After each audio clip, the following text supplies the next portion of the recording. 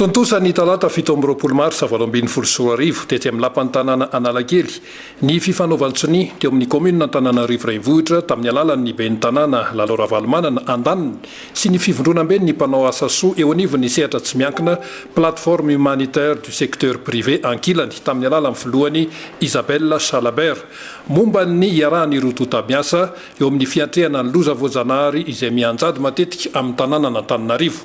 Mizara roa ny sonina atao tamin'izany ka ny voalohany dia ny momba ny fitantanana sy ny fampihenana ny loza mety hitranga ka tafiditra amin'izany ny famantarana mialoha ny filana eo anatrehan'ny loza, eo koa ny ampisiana trano lehibe itopin'ireo entana sy fanampiana natokana ho an'ny trabona ka ny ahafantarana mialoha ny fahavoazana no ahafahana mampisy sy manangona ny fitaovana sy ny fanampiana izay ilaina.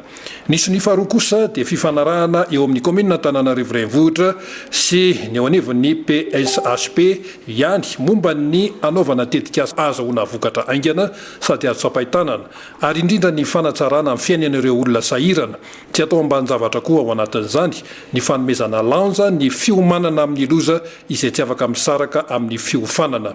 Toy izao indrindra ny fanazavana ny oetindramatoa Lalora Valomanana ben'ny tanàna Antananarivo renivohitra momba izany. Fitaizana ratsaina aloha ho azavaina ry zareo.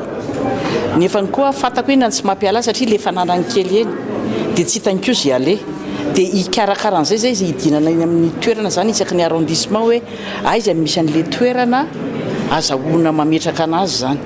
Le tsaratsara kokoa an'le izy zany a sitrany izy hoe mety misy raha siram-pon'Andriamanitra misy trano atao dia mba hitambarana ny WC sy ny douche zany ohatran'izay le izy. Fako eritreritra androany ariva zao amin'le olona eo anamiko eo amin'ny tampokon'olona isotro hoe atao zay ampanaovina formation izy dia ampiasaina izy mba hisy fidiram-bola.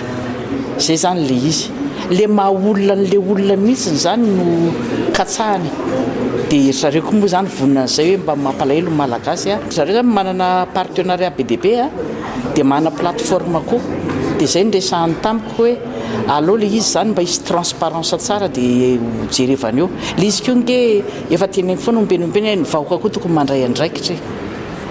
Tokony hoe rehefa atao mena le formation sy zavatra ho atao zany dia tokony discipliné izy manao an'le izy.